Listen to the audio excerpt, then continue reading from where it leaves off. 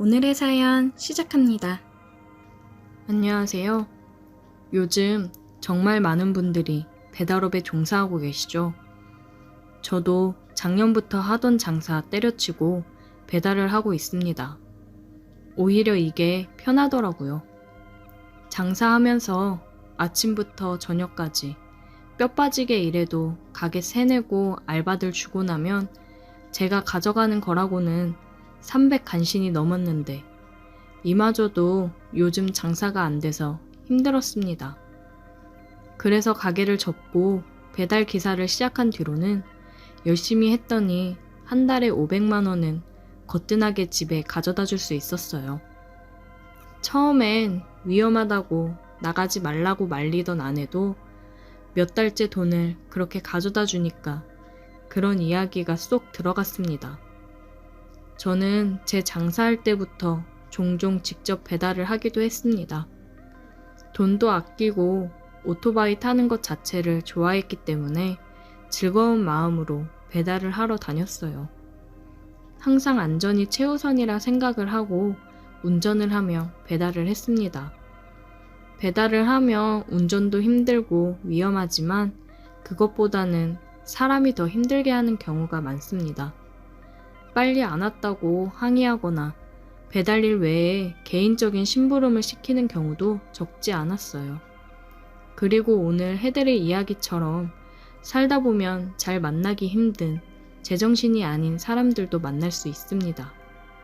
제가 오늘 해드릴 이야기는 몇 달 전에 있었던 제정신 아닌 여자 이야기입니다.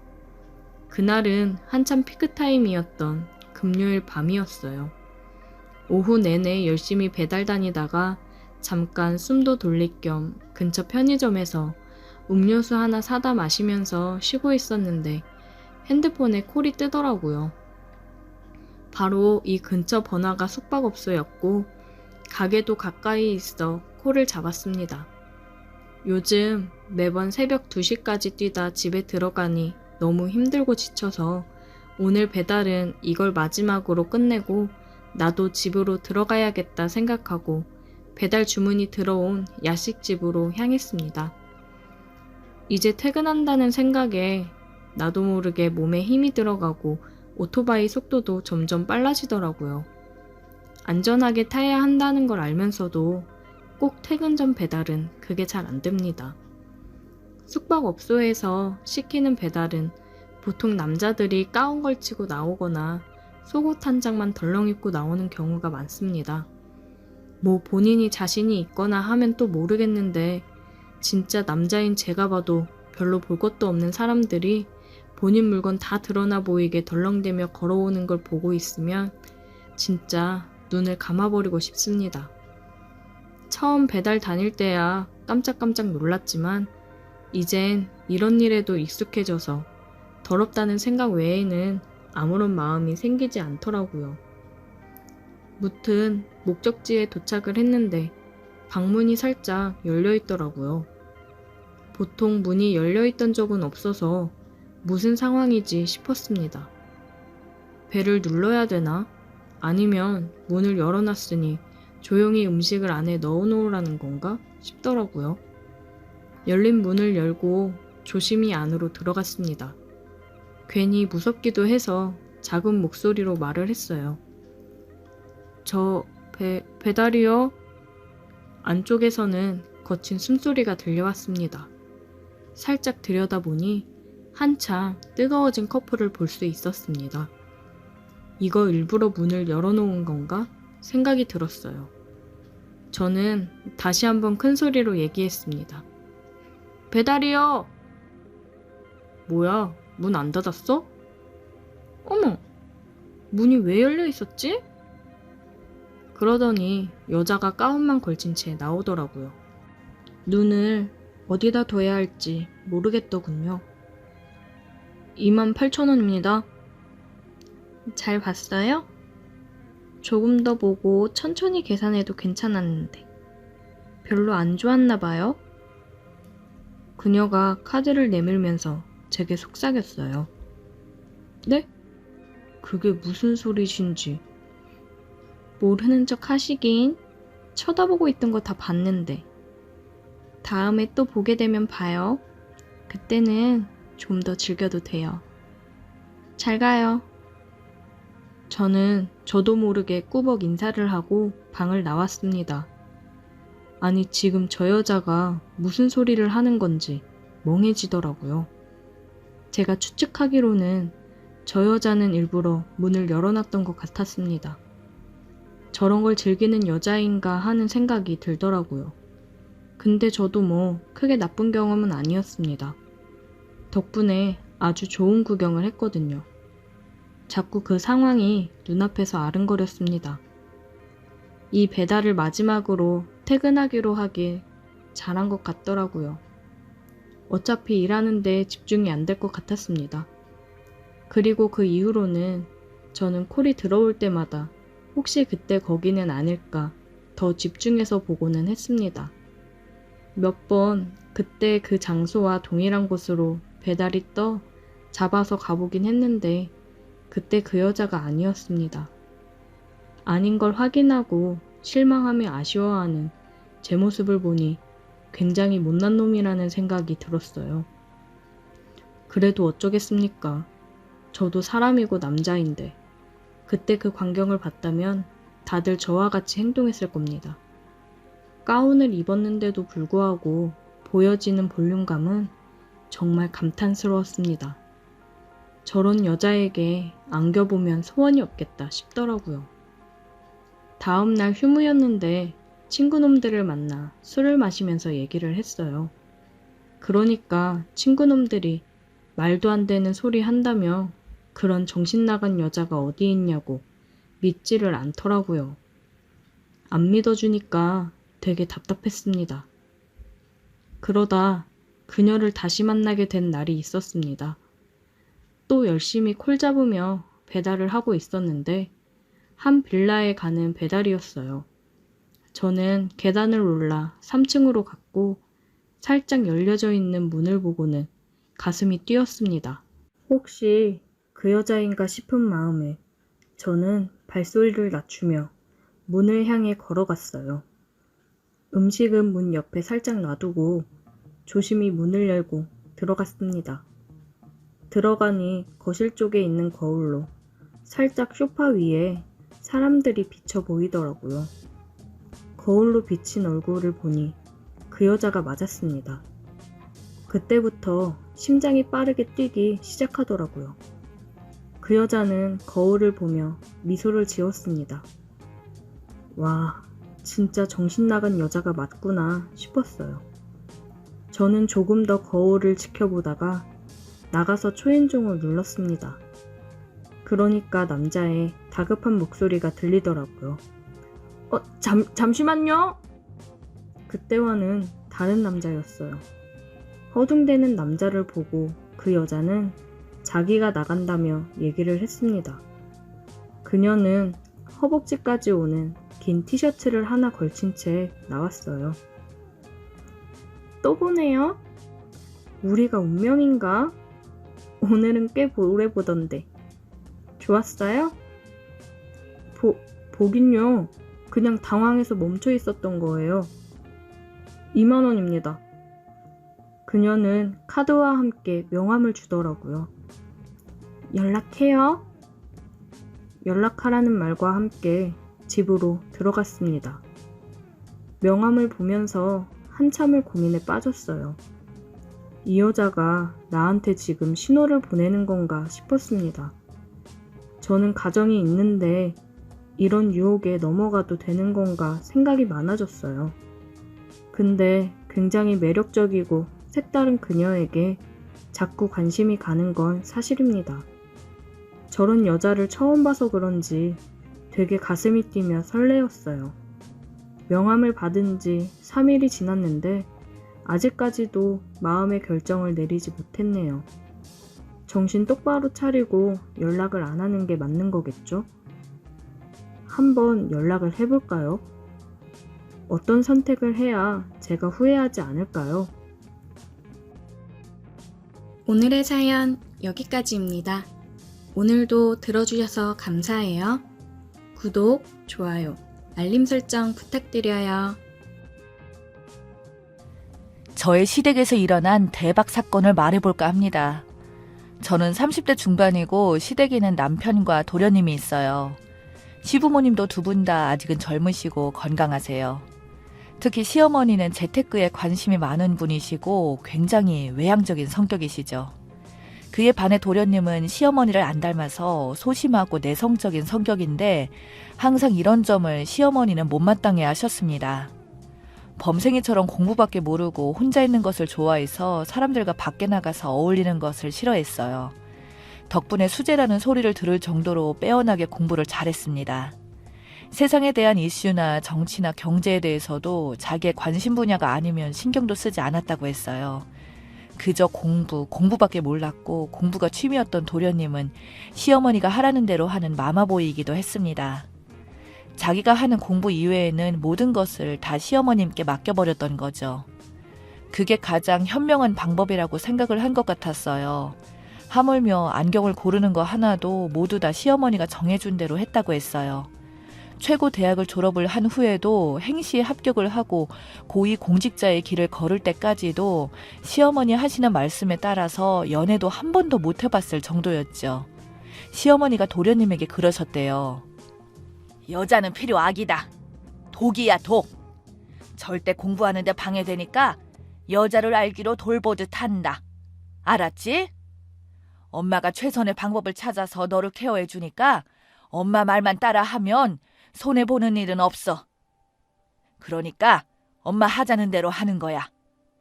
그 흔하디 흔한 미팅이나 소개팅 한 번도 해본 적이 없었고 하다못해 학과 모임에도 자주 나가지도 않고 동아리 모임에도 참여하지 않았더군요. 공부가 취미였는데 그런 것은 관심도 없었기도 했고 행여라도 쑥맥인 도련님이 요상한 계집애를 만날까 싶어서 시어머니가 그런 모임에 발도 못 들이게 했다고 했습니다. 그러던 도련님이 행시 합격을 하게 되고 어머님이 알고 지내던 친한 결혼정보회사 대표에게 도련님 신부감을 물색해달라고 부탁을 했다고 했어요. 박봉인 공무원이니 이왕이면 돈 많은 집 딸인 며느리를 희망했다고 했습니다. 잘 사는 집 사람들과 어울리려고 갖은 애를 다 쓰고 도련님을 신랑감으로 홍보하고 다녔다고 했어요. 그래서 몇 분의 여성과 소개팅을 받기도 했지만 아마 번번이 보기 좋게 퇴짜를 맞았습니다. 사회성이 부족하고 여자 앞에서 말도 잘 못하는 도련님이 남자로 보이지 않았나 보더라고요. 그러던 중 알고 지냈다는 결혼정보회사 대표 아줌마가 선만남을 주선하는 도중에 시어머니께 저만 아니면 돈이 많아서 딱인 여자가 있다고 소개를 했다고 하더군요. 어마어마한 재력까지 나쁘지도 않은데 오빠가 한 명 있었는데 일찍 병으로 갔고 오로지 딸 하나라고 하더래요. 그 여자는 이혼녀이고 6살이나 연상녀이지만 연하남을 찾는다고 합니다. 시어머니는 처음에는 이혼했던 연상녀를 어리 도련님한테 소개해주는 거냐고 화를 냈다고 하더라고요. 그런데 그 여자 집안이 아버지가 한다는 사업체와 재산의 정도를 따져보더니 눈이 휘둥그레졌다고 했습니다. 거기에다 결혼정보회사 대표 말씀이 아무도 모르는 그 여자 쪽 집안은 속사정을 얘기를 해주는데 기가 막힌 비밀이라며 조용히 말해준 듯 했어요. 그쪽 집 비밀이 남자들이 명이 짧아. 아마도 모르긴 해도 유전 때문일 것 같던데. 그 여자 오빠만 봐도 그 젊은 나이에 병으로 가버렸고 그나마 그 여자도 건강한 편이었는데 많이 아프다 그러고 그 여자가 낳은 아들도 그 핏줄이니까 얼마 못 살 것 같은데. 그렇게 되면 그 많은 재산은 다 누구 차지가 되겠어. 결혼한 남자가 다 가지는 거야. 어때? 선 좀 보게 해줄까? 그 여자 전 남편도 어찌나 밖으로만 돌던지 술 좋아하고 잘 노는 남자는 딱 질색이래. 그 여자 아버지가 갖고 있는 재산 많은 것도 충분한 총각인 도련님의 신부감으로 부족하지 않다고 생각하는 시어머니는 도련님과 그 여자와의 만남을 성사를 시켰습니다. 우리나라 최고 대학을 졸업하고 그 젊은 나이에 고위 공직자의 길을 가는 도련님의 이력에 끌렸음이 틀림없었습니다. 그리곤 달리 때묻지 않은 순수함이 가득한 총각이었으니 감지덕지였던 것 같았습니다. 반면에 도련님은 그 여자가 원하는 남자 상과 말하는 모습을 보고 시어머니처럼 모든 것을 다 알아서 해줄 것 같은 그런 엄마 같은 여자라서 많이 끌렸다고 하더라고요. 거기에다가 시어머니가 소개해준 여자였으니 더할 나위가 없었던 거죠. 그렇게 일사천리로 결혼 진행이 되었고 어마어마한 혼수를 앞세워서 시부모님의 길을 팍 죽이셨죠. 저는 졸지에 저보다 나이가 많은 동서를 보게 되었고 남편보다도 나이가 많았는데 동서는 4살 아들을 둔 엄마라고 믿기지 않을 만큼 관리를 잘해서인지는 몰라도 굉장히 동안이었어요. 그런 동서를 서방님은 자랑스럽게 생각을 했고 사랑했던 것 같았습니다. 둘은 참 행복해 보였고 역시나 시어머니 말을 참 잘 듣는 서방님이 복을 받았구나 싶었어요. 동서는 서방님을 시어머니를 대신해서 1부터 10까지 다 챙겨줬어요. 서방님은 당연하게 받아들였고 무슨 일이든지 동서 말대로 그대로 따라했습니다. 돈의 힘은 참으로 위대하더라고요. 시어머님은 최근까지도 며느리인 저에 대해서 이런저런 말들을 하시곤 했는데 동서에게는 한 발 물러서 있더라고요. 동서가 데리고 온 4살 아들도 서방님이 아들처럼 생각했습니다. 동서가 아들을 키우는 것에 대해서 모든 것을 전적으로 담당했기 때문에 서방님이 신경을 쓸 일이 없었기도 했어요. 실제로 서류상 문제라던가 결혼식 절차하며 모든 것을 다 동서가 알아서 하도록 했기 때문에 서방님은 몸만 딸랑 가지고 장가를 간 셈이었죠. 그동안 시어머니는 개념 있는 시모 행사를 했었고 동서에게 잘했습니다. 저와는 많이 차별하셨어요. 그런데 2년이 지난 후 갑작스럽게 동서의 친정 아버지도 쓰러졌다는 소식이 전해져 왔는데 그 소식을 남편에게 전해들은 시어머니, 목소리가 하이톤으로 높아지시면서 엄청 좋아서 어쩔 줄 몰라하는 모습이셨어요. 동서 친정아버지가 쓰러져서 응급실에 실려갈 정도로 위급한 상황인데 손뼉을 치면서 드디어 올 것이 왔구나 하고 좋아라 하다니 정말 어이가 없었습니다. 설마 우리 친정아빠는 가난하니까 아프다고 해도 저렇게 좋아하진 않겠지라고 생각이 들기까지 하더라고요. 남편이 욕실에서 면도를 하는 도중에 시어머니의 전화를 받은 터라서 스피커폰으로 해놓고 시어머니 말을 듣고 있어서 저도 옆에서 들었어요. 세상에 윤식이가 복이 있나 보다. 어제 새벽녘에 윤식이 장인이 새벽녘에 실려갔다 하지 않니? 그래서 내가 지금 병원에 가자마자 전화한 거다. 너도 병원에 들러라. 알았지? 제가 듣기에도 어이가 없더라고요. 동서 앞에서는 속도 다 내줄 것처럼 그렇게 자상한 시어머니처럼 하시더니 저렇게 검은 속내를 가지고 계셨다니 참 사람이 돈에 환장하면 저렇게 무섭구나 싶었습니다. 아마도 동서 친정아버지가 빨리 죽기를 기도했을 시어머니가 분명했습니다. 상속을 기도했을 테니까요. 그런 시어머니가 동서 친정아버지가 입원해 있는 병원에서는 동서의 2손을 부여잡고 눈물을 흘리면서 위로를 한 것을 보고 경악을 했어요. 그리고 병원을 나와서는 서방님께서 전화를 해서 장인어른을 지극정성으로 병간호를 옆에서 맡아서 하라고 했습니다. 사위가 장인어른 병간호를 지극정성하는 것이 이상한 것도 아니었지만 그들의 말에 기가 막혔었죠. 윤씨가 이제 얼마 안 남았다. 내가 병원 나오는 길에 의사를 만났는데 얼마 못 살겠다고 하더라. 그 많은 재산 어디로 가겠니? 다 너한테 갈 것 아니냐? 라고 하시면서 기쁨을 감추지 못하시는데 이래도 되는 건가 싶었죠.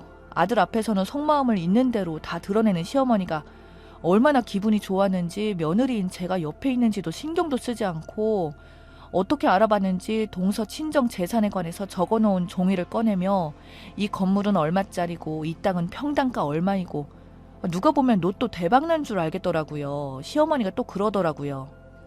너 올해 대박이라고 하지 않았니? 그런데 올해 그 사돈이 죽으면 대박 아니냐? 아들 장가 한번 잘 보낸 걸로 이렇게 훌륭한 재테크를 한 것이니 그 재산 모두 다 받으면 그게 모두 다 우리 윤식이 거 아니니? 대박이다. 그때 남편과 아버님은 그래도 그렇게 적나라하게 말하는 게 아니라며 입조심 좀 하라고 했는데도 시어머니가 그러시더라고요. 아이고 뭐 어때요? 우리 식구들끼리 있는데 일이 잘 풀려서 나도 한껏 기분 좀 내고 싶은데 어디 가서 내가 이렇게 마음껏 말해보겠어요? 그런데 6개월 정도 시간이 지나서 동서 친정아버지는 돌아가셨어요. 그런 후에 시어머니는 서방님에게 물어봤죠. 재산 상속은 잘 마무리가 되었니? 사돈 어른 재산 모두 다 네 처한테 물려주고 갔을 거잖아. 전 잘 몰라요. 진희 씨가 알아서 했겠죠. 목숨을 갖다 판 듯이 가슴을 주먹으로 치면서 다시 서방님이 울었다고 했습니다. 재산이 어떻게 상속되었는지는 너도 그 속사정을 알고 있어야 되잖니. 뭐 어차피 지니 씨가 물려받을 건데 제가 알아서 뭐 해요. 변호사가 와서 무슨 서류에 사인을 하라고 해서 사인만 해줬어요. 그래서 시어머니가 화들짝 놀라면서 그러셨다네요. 사인하라고 무조건 사인을 하면 어떡해? 자기 마누라가 하는 일인데 뭐 어떠냐고 걱정 말라고 해서 답답한 마음에 그만 동서에게 직접 물어봤던 모양이었어요. 얘야, 네 아버지한테 재산을 다 상속받았니? 그래도 네가 자식이라곤 딸 딱 하나인데 어떻게 됐니? 그랬더니 뜻밖에도 동서의 말에 놀라셨대요. 아, 어머니 그거요? 그게 궁금해서 오신 거예요? 저 유산 포기각서 썼어요. 돌아가신 아버지가 남긴 재산이 꽤 되었는데요. 저 지금도 충분히 먹고 살 만큼의 돈도 있으니까 그냥 포기했어요. 윤식이도 그렇고요. 돈에 미쳐서 살기 싫었거든요. 그 말에 놀라 자빠지면서 시어머니가 말을 더듬거리면서 다시 물으셨어요. 다시 말해봐라. 뭐라고 했냐? 유산 포기각서를 썼다고? 미쳤니? 그게 얼마나 되는 돈인데 네가 정신이 나간 거 아니냐? 그렇게도 고상하게 굴던 시어머니가 갑자기 싹 돌변했다고 합니다. 그럼 그렇게 많던 네 아버지 재산이 다 어디로 간단 말이냐? 어머니, 제가 물려받을 재산이었는데 왜 어머니가 놀라시고 그러세요? 저희 친정엄마하고 아들한테 다 갔죠. 저희들은 포기해도 아까울 거 없어요. 뭐야? 그걸 말이라고 하고 자빠졌니? 너 지금 그게 말이 되는 거냐? 네가 정신이 있는 거니 없는 거니? 그게 얼마나 큰 돈인데 그걸 포기를 했다는 거니? 넌 네 남편이 우습냐? 네가 네 남편을 조금이라도 생각을 했다면 그렇게 쉽게 유산 포기할 수 있었겠니? 라고 하시면서 분통을 터뜨리셨더군요. 그 말을 듣고 동서가 시어머니에게 그랬다네요. 어머니, 제가 돌아가신 아버지가 저에게 물려주신 재산을 포기했다고 한 건데 왜 그렇게 말하세요? 애딸린 이혼 여인 며느리한테 어머니가 그렇게도 결혼하고 안 달라시면서 잘해주더니 유산 또 포기했다고 하니까 이렇게 돌변하신 거예요? 얘 닥치지 못해? 총각이 내 아들이 이혼 여에게 장가를 갔으면 그만한 걸 알았잖니? 그러면 반품해 드릴 테니까 아드님 데려가실 건가요? 저는 제가 받을 유산을 포기해도 내 아들한테 그 재산이 다 상속되는 거니까 아까울 것이 없는데요. 어머니는 굉장히 안타까워하시는 것 같은데 제가 재산 산속을 받으면 어떻게라도 빼앗을 것처럼 그러시네요. 만일 제가 불의의 사고를 당해서 죽더라도 어머니 아들한테 동전 하나 안 줄 거예요. 그렇게도 동서에게 다정했던 시어머니가 약이 올랐는지 노발대발하며 본성을 드러내더라고요. 애딸린 이혼녀 주제에 감히 총각인 내 아들 데리고 살면서 염치도 없구나. 그러시면 아들 데리고 가세요. 이제 총각 아닌 아들로 장사해 먹기도 힘들게 됐네요. 그러는 동서는 서방님을 집에서 쫓아냈습니다. 이혼 선언을 했고 이혼 소송을 불사하겠다고 했어요. 서방님은 시어머니에게 동서와 헤어질 수 없다면서 길길이 날뛰었는데 시어머니가 서방님한테 그러셨어요. 넌 애딸린 여자가 뭐가 좋으냐? 절대로 돈독이 올라서 너한테 재산을 눈꽃만큼도 주지 않으려고 별수를 다 썼을 거다. 자기 아들한테 유산을 몽땅 넘겨준 거 봐라. 그리고 뒤도 안 돌아보지 않냐. 그런 독종이 어딨니? 너는 그 여자하고 이혼하고 다른 여자랑 결혼하면 된다. 하루아침에 시댁으로 쫓겨나온 서방님은 단호한 동서의 이혼 요구에 결국 응할 수밖에 없었어요. 시어머니는 사돈이 죽게 되면 당연히 전 재산을 딸에게 해줄 거라고 철석같이 믿고 있어서 그게 서방님의 재산이라고 믿었었는데 너무 실망이 커서 더 볼 것도 없다고 생각한 나머지 동서와 이혼을 하지 않겠다고 버티는 서방님을 설득시켰습니다. 법원에서 이혼에 최종 합의를 하고 나오는데 시어머니가 서방님을 기다리고 있었어요. 역시나 서방님은 마마보이가 아니랄까봐 이혼하는 마당에도 시어머니를 달고 나왔더라고 합니다. 그래서 마지막으로 한마디를 해줬대요. 사실 유산 포기 각서를 썼다는 거 뻥이에요. 어머니 한번 떠보려고 사기를 쳤는데 그대로 믿으시는데 그 덕에 본심을 알았네요. 윤식 씨 애를 낳지 않겠다는 것도 뻥이었었어요. 윤식 씨는 사랑했지만 어머니가 제 재산을 노리고 날 어떻게 할까 봐서 무서워서요. 그래서요 이혼한 거니까 윤식 씨 어머니를 탓하세요. 시어머니는 아들을 앞세워서 부잣집 사위로 재산을 넘보려다가 서방님은 하루아침에 쪽박찬 신세가 되었습니다. 그냥 가만히만 있었어도 부자 며느리 덕에 떵떵거리고 살았을 텐데 말입니다.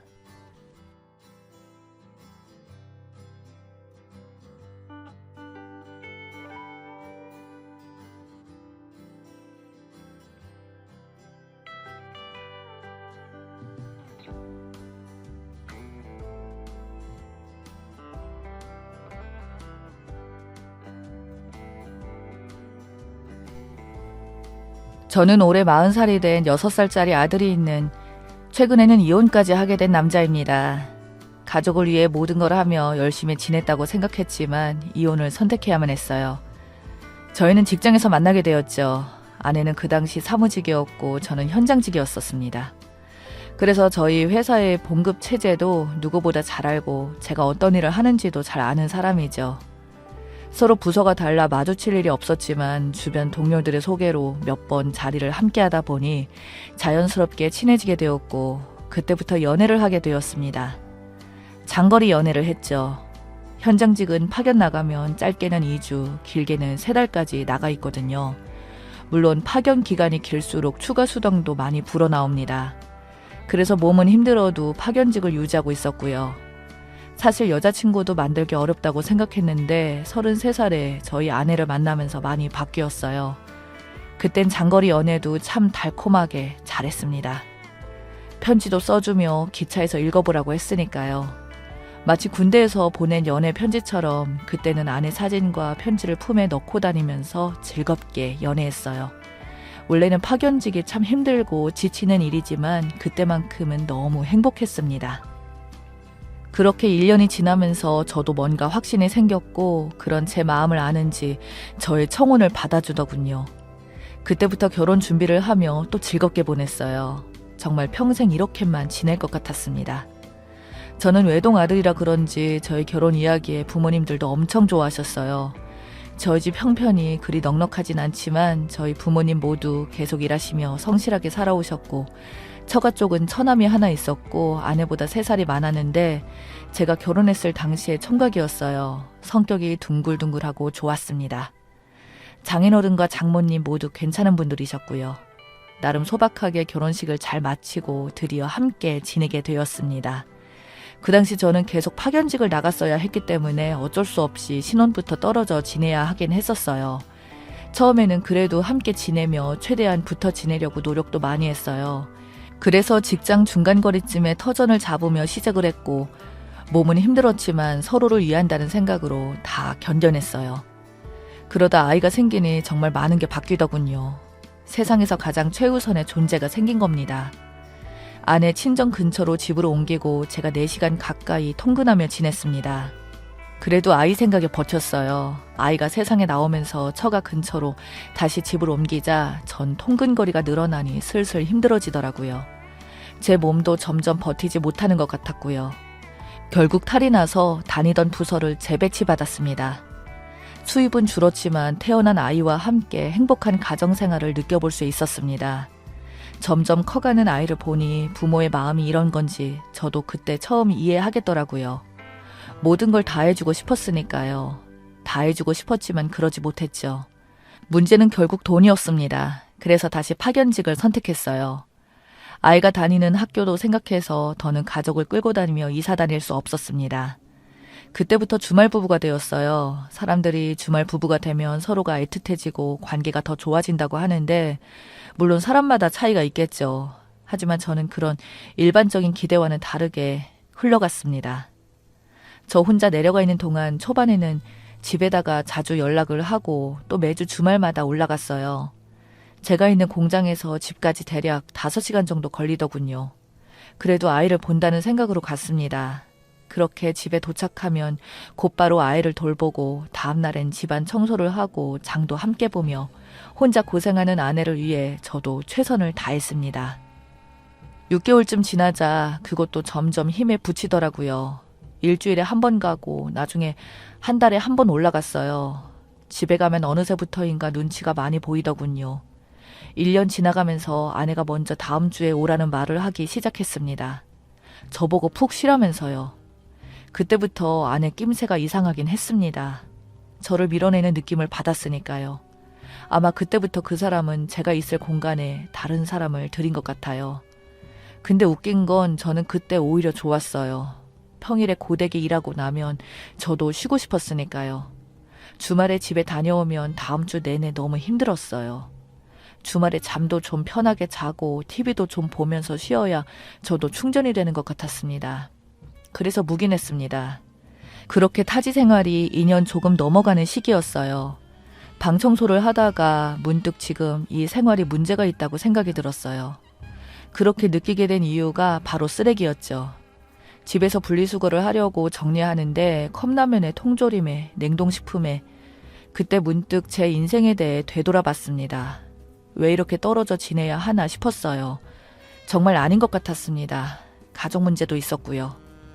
다음날 바로 아내에게 연락을 했어요. 지금부터라도 다시 가족들과 지내야겠다고, 생각이 든다고. 그런 문제를 아내와 의논해 보려고요. 근데 아내는 선뜻 대답하지 못하더라고요. 그때부터 이 악물고 매주 집에 갔습니다. 아무리 피곤하고 지쳐도 무조건 집으로 갔습니다. 근데 아내가 이젠 너무 대놓고 눈치를 주는 겁니다. 제가 봐도 별로 반응도 없고 대화도 별로 없었어요. 모르는 사람도 이보단 더 대접받을 것 같았어요.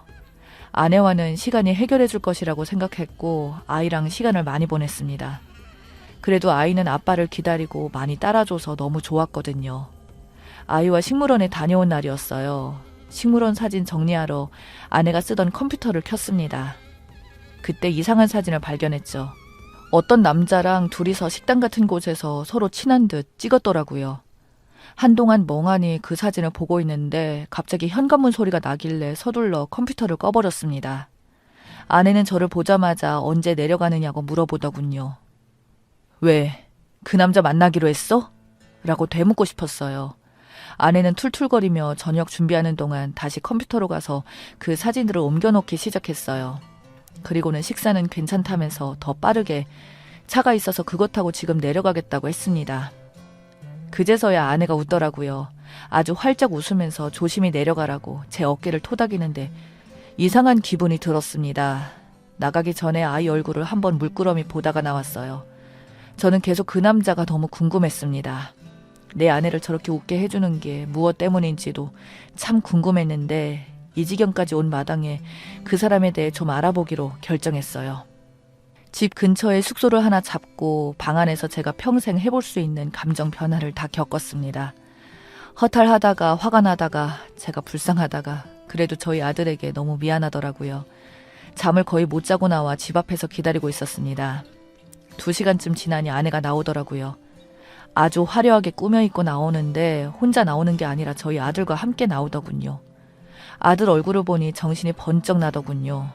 아들도 또 예쁘게 꾸며서 데리고 나왔길래 대체 어디를 가길래 저렇게 잔뜩 꾸몄나 싶었는데 얼마 뒤 자동차 한 대가 들어왔습니다. 사진 속 남자가 그 차에서 내리더군요. 활짝 웃으며 저희 아들과도 친분이 있는지 보자마자 번쩍 안아주는데 마치 가족 같았네요. 그때부터 심장이 터져버릴 것 같았습니다. 그래서 따라가 봤죠. 한참을 가고 있는데 이번엔 동물원이더라고요. 평일이었는데도 방학 기간이라 그런지 사람이 꽤 많았습니다. 무슨 이벤트를 진행 중인 것 같아 보였어요.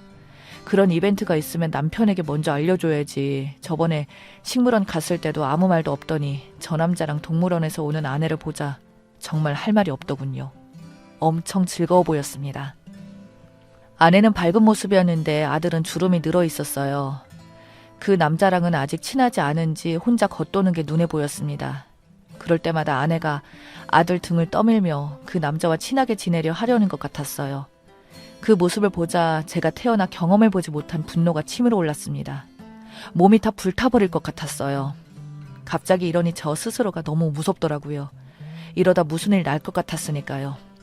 아내의 그런 사진을 봤을 때도 이 정도로 화가 나진 않았습니다. 어느 정도는 제 책임도 있다고 생각해서 상황이 이렇게 된 것이 슬프기는 했었는데 이번에 복잡할 것도 없이 모든 게 단순했습니다. 제 아들까지 빼앗아가려고 한다고 생각했어요. 너무 화가 나서 지금 바로 달려가서 정말 제 두 손으로 어떻게 하고 싶을 정도였습니다. 근데 그러면 제 아들이 너무 놀랄 것 같았죠. 꾹 참고 자동차로 돌아와 핸들을 붙잡고 1시간은 넘게 참았습니다. 그리고는 시간이 지나니 다시 좀 차분해지고 제가 놓인 상황이 좀 더 확 들어오더라고요. 이혼이 이제 확실해진 상황이었어요. 자료야 그때 그 컴퓨터 안에서 다 옮겨뒀었고 그때 바로 이혼을 못한 이유는 저도 어느 정도 책임이 있다고 생각했기 때문인데 아이는 그게 아니죠. 서로 이야기도 해보고 시간을 가져보면서 풀어보면 이혼은 필요하지 않을까 생각도 했었습니다. 상간남과 저희 아들이 함께 서 있는 모습을 보니 이제는 한시가 급하더라고요. 당장 이혼해야 했어요. 이혼하기에 앞서서 상간남을 그냥 둘 수 없었습니다. 그 사람도 저랑 똑같이 경험해 봐야죠. 다음 날부터 저는 그 남자 집 앞에서 기다렸어요. 좀 더 편하더군요. 그 사람은 저를 잘 모를 테니까요. 저희 집에 제 사진 하나 없던데 제 얼굴을 모르죠. 그렇게 한참을 그 집 앞에서 기다렸습니다. 정말 충격적인 건 그 남자도 유부남이었습니다. 아이도 있더군요. 저희 아이보단 어려 보였습니다. 저희 집에서 2시간 정도 떨어진 곳에서 작은 음식점을 부부가 하더군요. 부인은 아무것도 모르는 것 같았어요. 그 남자를 따라서 집과 음식점을 왔다 갔다 하며 어느 정도 충분한 정보가 모였습니다.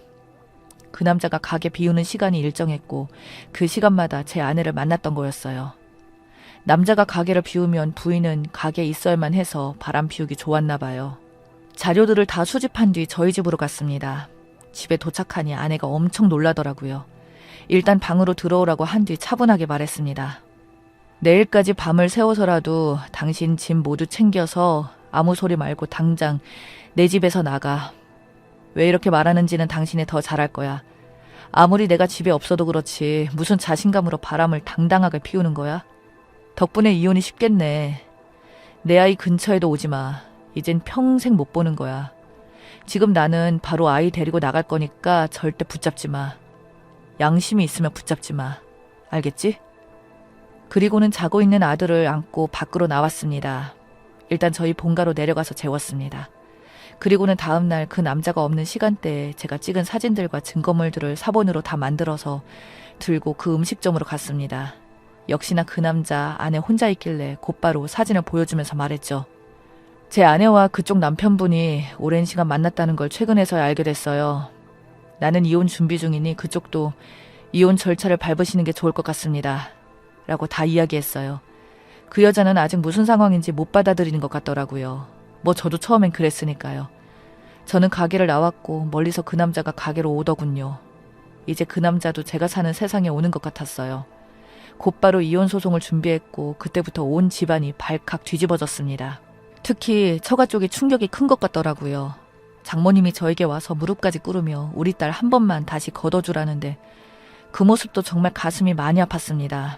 하지만 다시 묻기에는 너무 많이 깨져버렸어요. 장인어른과 장모님은 그런 제 마음을 아는지 아무 말도 없이 한숨만 쉬고 있더군요. 양육권은 제가 받아왔고 친권까지 갖고 왔어요. 양육권 문제는 상간남과 아들을 못 만나게 하려는 게 많이 컸어요. 아이도 저와 지내고 싶어 했고 친권도 당연히 포기받았습니다.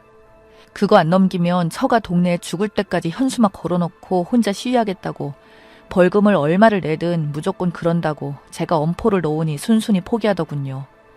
절대 아이 근처에도 오지 못하게 하고 싶었어요. 상간남에게는 위자료 1,500만 원을 받았고 전처에게는 위자료 2,000만 원을 받았습니다.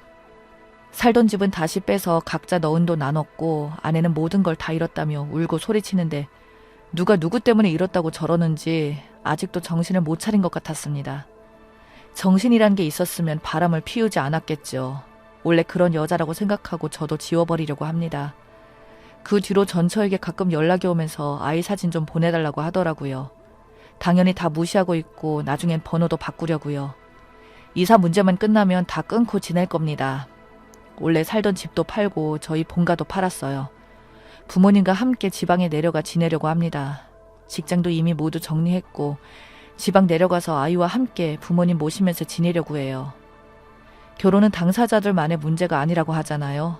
바람도 마찬가지입니다. 부부 당사자만 힘든 게 아니에요. 저희 본가도 그렇고 처가도 아직 그 충격에서 벗어나지 못하고 있습니다. 그렇다고 용서할 수 있는 문제도 아니고 아내와 다시 합칠 생각은 절대 없거든요. 잠깐의 외로움 때문에 이런 상황을 만드는 일이 다른 분들에게는 없어졌으면 좋겠습니다.